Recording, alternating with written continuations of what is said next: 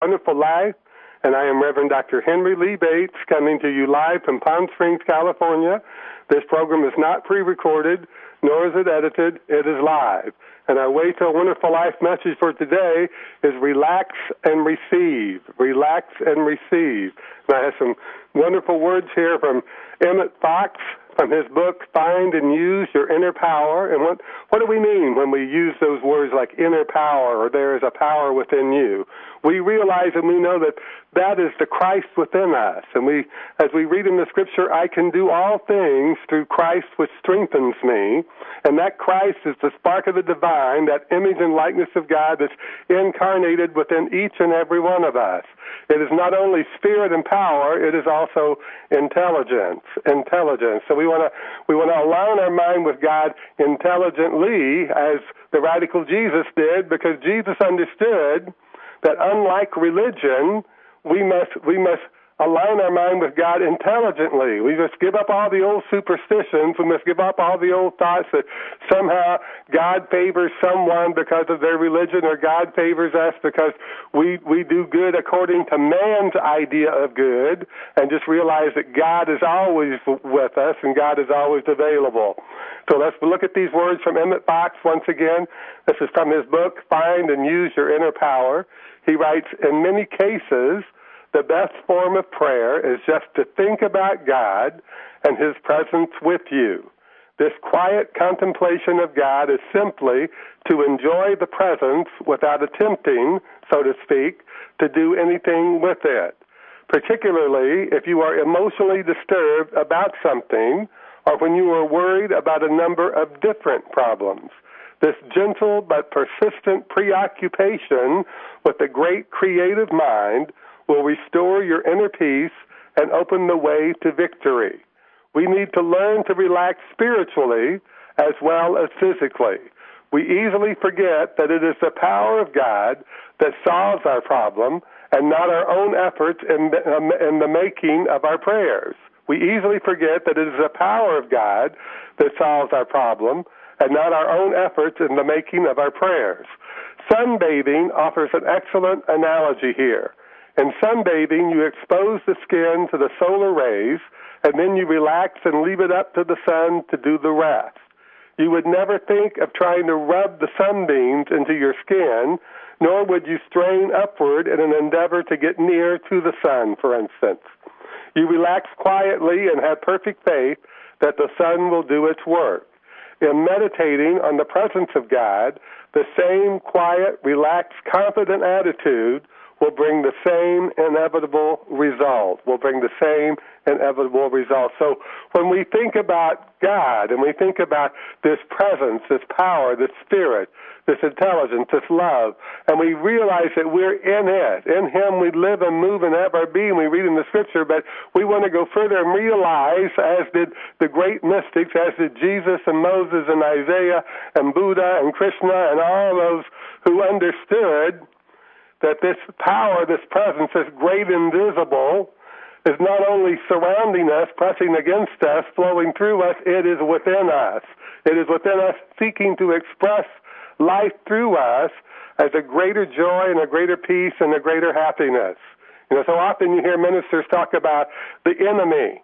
The only enemy in our mind is when we fail to think of God. The only enemy is that thought in our mind that separates us from God by not thinking that somehow we're important enough, that somehow God would even have the time for us. That enemy is that thought that tells us that God is not present. God is not present. That's the devil. That's the Satan. That's all those things. So we must realize that there is nothing to fight for. There's nothing to fight against. There's nothing to struggle for. There's only something to know, and that something to know is that God is always with us, that God is no respecter of persons, that God is always available to us no matter what it is that we do. Now, there are people that call themselves prayer warriors. There are even people that call themselves spiritual warriors. But what are they fighting against? They're fighting against omnipresent good. Does that make any sense? You're fighting against God. God is all there is. We read in the book of Isaiah, besides me there is no thing. Besides me, there is none other. There's no devil. There's no enemy. There's no Satan. That's only the thing in our mind that tries to negate our thoughts about God, our thoughts about the good, our thoughts about the security and the protection of the infinite, as our mind brings in that thought of God, that recognition of God into to whatever it is that we're thinking about. So we want to relax and let our mind get around the idea that God is for us, that God has this everlasting love for us, and that love means that God is providing for us. And we can read in the book of Luke, chapter 12, verse 32, "Fear not, little flock, for it is your Father's good pleasure to give you the kingdom." Your Father's good pleasure to give you the kingdom. This is attributed to the mastermind Jesus. It is your Father. Notice he used the word your Father. Not just his Father, but your Father. So we want to bring this idea that not only do we have an earthly Father, which sometimes supports us and sometimes doesn't, sometimes is a wonderful Father and sometimes is not. We want to know that there's a Father that's greater, the source of our life, our Creator, that's always available to us, is always providing for us, is always bringing us a greater sense of security and faith and hope and love and joy if we relax and receive it. If we relax and receive it. The Spirit of God will always speak to us in the way in which we can receive its guidance.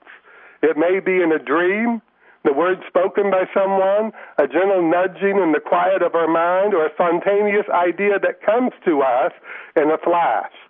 We know that all ideas come from the one mind, which is God, from this infinite intelligence that we all draw from each time we think. Our thoughts for us are God's thoughts for us, but it is up to us to choose which ideas and thoughts we will act on, and those which we don't. We are never without divine guidance unless we choose to be. And this guidance is available to us in all things that concern us. All things. Not just those things that we consider important or critical. All things. As we read the words from Emmet Fox and those of the mastermind Jesus, we realize both are telling us the same thing. We don't have to struggle and fight for God's love and guidance or for our good. That which is for us will come to us in the right and perfect time, whether it be something of a material nature or an idea or solution that is needed. The only thing that stands in our way of receiving that which we desire is our own angst, our own worry, our own frustration, and our own confusion. But most of all, our feeling of being separated from God. We must end the separation in our mind. We must end this idea that God is out there in the sky somewhere, some big guy in the sky. We must end the separation in our mind that God responds to some but not to all. We must end the separation in our mind created by the idea that somehow we must be worthy of God's love. We must be worthy of God's presence. Are we worthy of the presence of gravity in our life? Are we worthy of the sunshine that shines on everyone? Absolutely not. We just take it for granted that we will receive those things. Then that's how we must feel about God. It's not about being worthy or unworthy, about being a sinner or a saint. It's about knowing and realizing and understanding that God is for all of us. Now, the key words in the statement of Jesus from the book of Luke, that's chapter 12:32, is your Father, your Father. And we find similar words in the Lord's Prayer. The first two words of the Lord's Prayer are our Father. He didn't say my Father. He said our Father. And unlike Buddha and Krishna, Jesus was very dynamic and very specific in the words that he used, because Jesus understood, as no other man has ever understood, that not only is God a presence, a spirit, God is a power, the all-power, but God is also intelligence. We are all. In these words, we realize in this your Father and our Father, we realize that religion has been an error. God is not just Jesus' Father or Buddha's Father or Krishna's Father, but the Father of us all. And in the word Father, in the language of Jesus, means provider or giver. provider or giver. There is no only Son of God, but infinite sons and daughters of God, or as a greater truth, souls of the one consciousness, infinitely individualized as you and me. Souls of the one consciousness, that is God consciousness, infinitely individualized as you and me. As we accept this in our mind, we cease to feel separated from God, and therefore we can realize that we can have faith that God is ever present and always available to us. That is the spirit, the power, and the intelligence of God. We can know that. To awaken our own consciousness to something greater, whether it be a greater health, a greater wealth, or more successful living, we must embody the mental equivalent of the thing in our consciousness. But we will not embody the mental equivalent of the thing unless we give up this idea that somehow God is a God of reward and punishment. We must let that go. There is nothing to fight against. There is no struggle in God. So we must realize there is no struggle in me. There is no struggle in God, so there is no struggle in me. We must establish that in our consciousness so that we're no longer fighting against our good. We're no longer resisting the power, the presence, and the intelligence of God, but we're taking it into our mentality, and we're recognizing it. We're identifying with it. We're declaring it as our truth, and we're accepting the good that we seek, the good that we desire, the good that takes absolutely nothing away from anyone else. So we must know that faith is in reality a feeling or an intuitive knowing and acceptance. We must tell ourselves that we have faith. We must say, I do have the faith, because I have the faith of God moving through my mind. I have the faith of God moving through my heart. I have the faith of God moving through my soul. And then, like a magnet, we shall draw into our consciousness all the faith that we require. We can begin to work with our feeling nature by realizing that we control our feelings instead of our feelings controlling us. And as we do this, we truly experience our faith in a greater measure. Our faith in God, our faith in ourselves, and our faith in the good that we seek to experience. Jesus was bold. Jesus was bold when he stated that it is the Father's good pleasure to give to you. As most did not believe it then, and most people do not believe it now. We have a greater belief in the negative, in the evil, and the no thing, the nothing, than we do in God. We have a greater belief in that. We can see all the evidence of that in our world. But we want to take it into our individual consciousness, into our individual mind, that our mind is stayed on God. Our mind is stayed on the good. And we know and we believe and we accept and we have faith that absolutely nothing can obstruct that faith, We must never look beyond our own consciousness to have that which we seek to have, to do, or to be. We must never look to another person, place, or thing.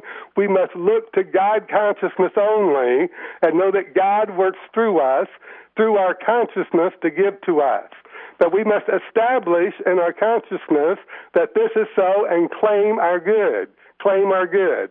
Since it is God's good pleasure to give to us, let's not be thrifty with ourselves, but opulent. Since it is God's good pleasure to give to us, let's not be thrifty with ourselves, but opulent. Claim happiness, great happiness, happiness every day. Claim health, excellent health. Claim the fact that God is going to heal you beginning right now, and the day will come when you can throw out all your pills. You can get rid of your medicine cabinet and just use it as something to put your toothbrush in. So let's realize within ourselves that we have the power to do that. We have the power to claim success, because when we claim success within ourselves, within our own consciousness, within our own mind, we are claiming God's success for us. When we claim wealth, we are claiming God's wealth for us, that God is the source of all good, so therefore we're allowing that consciousness of God to enter into our consciousness in a greater way, and we claim the wealth, we claim the beauty, and we claim the love that we desire to experience. So know that when you claim these things, that you are claiming a part of the abundance of the infinite that God has created for you, that in this infinite abundance is all that the Father hath. There's something for each and every one of us. But it's up to us to choose how much of it we will experience. It's up to us to choose whether we're going to be thrifty with ourselves or whether we're going to be opulently blessed. So it's up to us to realize our own blessing, to take it into our consciousness, and to know what it is that we desire, know what measure of it is that we desire, and claim it, Let's go back to Emmet Fox. Find and use your inner power. We got that power within us. Our mind can just wake up to that power. Wake up to that power in a greater way. Wake up to that presence of God in a greater way. Wake up to the Spirit of God, the power of God, the intelligence of God in a greater way, and get rid of all that nonsense in our mind about devils and enemies and prayer warriors and spiritual warriors and Satan and all that nonsense that stops us and prevents us from recognizing and identifying with the presence and the power of God. Emmet Fox writes, in many cases, the best form of prayer is just to think about God, think about this God presence and power, and its presence with you, that it's with you. If you can breathe, God is with you. If your pulse is beating, if your heart is beating and you can feel your pulse, God is with you. If you can see out into the world and feel the essence of all the good that God has provided for all of us and recognize that this world is created with an abundance of good things, we can recognize that that is God.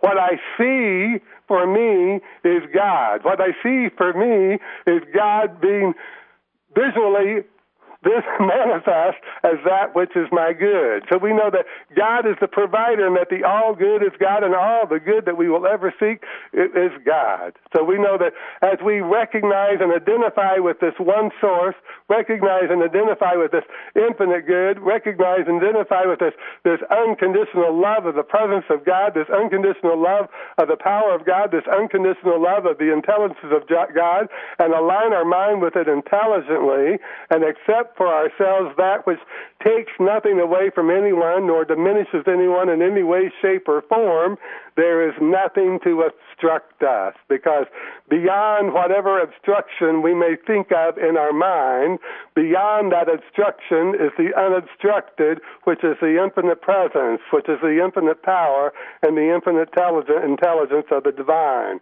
Now let's look at these words from The Art of Being Yourself by Dr. Frank Richelieu, who's one of the great teachers of Jesus' philosophy and the science of mind. And Dr. Frank Richelieu says to say these words to yourself. Say them out loud. Say them to yourself. Say them like you believe them. Say, I believe these words. Before you even say them, say, I have faith that God is with me. I have faith that God is for me. I have great faith that God supports me in my good. So these words are from Dr. Frank Richelieu. He writes, all good is mine today and every day. Let's say that. All good is mine today and every day. I accept my good by divine right of consciousness. I accept my good by divine right of consciousness. In this conscious oneness with the infinite, I know that I can never want for any good thing. I can never want for any good thing. So what does Dr. Frank mean when he says, I accept my good by divine right of consciousness? It is having the consciousness of knowing that we are never separated from God. It is having the consciousness of knowing that God is always present with us. It is having the consciousness of knowing that whatever we desire to have, to be, or to do, that God is desiring to do it through us, as us, and for us. And this conscious oneness with the infinite, with God, with this God power and presence and intelligence, we can know that we can never want for any good thing. So let's go back and look at this again, because I speak a little fast, so some of you might not have caught on to this. So let's say this together, because we want to take this with us throughout today. If you say nothing else, say these words. All good is mine today and every day. All good is mine today and every day. I accept my good by divine right of consciousness. I accept my good by divine right of consciousness. In this conscious oneness with the infinite, in this conscious oneness with the infinite, I know that I can never want for any good thing. I can never want for any good thing. Now, these words can be our truth, but we must declare them as so. We must say they're true for us. And we must have faith that these words shall be known as the truth in our consciousness and will attract to us, like a magnet, all the good that we desire. Say these words to yourself and tell yourself that you believe them. Relax and receive the good that you desire, all the good that you desire, beginning right now, beginning right now. Fear not, little flock. It's from the words of the radical Jesus. For it is your Father's good pleasure, your Father's good pleasure, to give you the kingdom. And so we know and we understand that when Jesus said your Father, he meant that it is our Father as well, that there's an infinite number, and the world is getting bigger every day, there's an infinite number of sons and daughters of the Most High God. And we know those first two words of the Lord's Prayer, our Father which art in heaven, our Father which fills our mind with the joy and the happiness of life, our Father which fills our mind with the love and beauty that you have created, our Father that fills our soul with the inspiration, with the motivation, with the energy to do those things, with the Spirit to do those things that we're called to do, that we desire to do, those things that we must do before we leave this planet Earth, so that we can live this life in a feeling of loving life and loving God and loving all things that God has created in the greatest way possible. That is our goal today. Let's glorify God by loving God the God within us, loving God pressing against us, loving God surrounding us, and loving God and all the people that we see. And let's recognize and let's know today and every day, that all good is mine today and every day. All good is mine today and every day. Not just material good, but spiritual good, emotional good. All good is mine today. All good is mine today and every day. Just bring that into your mind. Bring that into your consciousness. Say, I believe this for me. I believe this is true about me. I believe this is true about God. I believe this is true about everything that I can imagine for myself, that all good is mine today and every day. And just let those words just relax and receive the good that you desire. Relax and receive the health that you desire. Relax and receive the happiness, the loving companionship, the successful career, the success in life, whatever it is, the beauty, the harmony, whatever it is, a loving companionship, whatever it is, relax and receive it beginning right now. Because as we relax, we will receive, and so it is. Amen. Once again, it's been my great pleasure to have you with me today, and I hope you join me for my next broadcast right here on KTYM AM 1460 radio and at www.ktym.com worldwide this coming Wednesday evening at 7 p.m. Pacific time.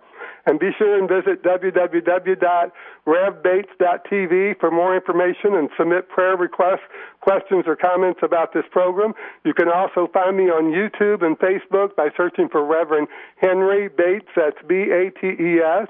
Translations of the weekly messages are available in both Spanish and Italian on revbates.tv. This program is an independent project of Rev Bates Ministries and is supported by your very generous donations. So I invite you to make a faith offering, a love offering, a contribution, donation, or a tithe to this ministry, and you can do that by going to revbates.tv or revbatesontheradio.org, and you can use your ATM or your credit card to make that donation on the secure PayPal system, or you can send that donation to Reverend Henry Bates, P.O. Box 1173. That's P.O. Box 1173, Palm Springs, California, 92263. Once again, that's P.O. Box 1173, Palm Springs, California, 92263. And don't forget, you can call me in the Los Angeles area at 818-476-0088, or in Palm Springs at 760-778-4663. And for those of you on the East Coast in Maryland, including Baltimore, Delaware, and South Jersey, The Way to Wonderful Life is being broadcast on WKDI AM 840 radio at 9:30 a.m. Eastern Time, Monday, Wednesday, and Friday mornings. And beginning December 1st, it will be on Monday through Friday, 5 days a week on WKDI AM 840 radio at 9:30 a.m. This has been The Way to a Wonderful Life, and I am Reverend Dr. Henry Lee Bates, coming to you live from Palm Springs, California, and we've been teaching the evolutionary science of mind, the philosophy of the mastermind Jesus. Now, keep in mind, this program is never pre-recorded, nor is it ever edited.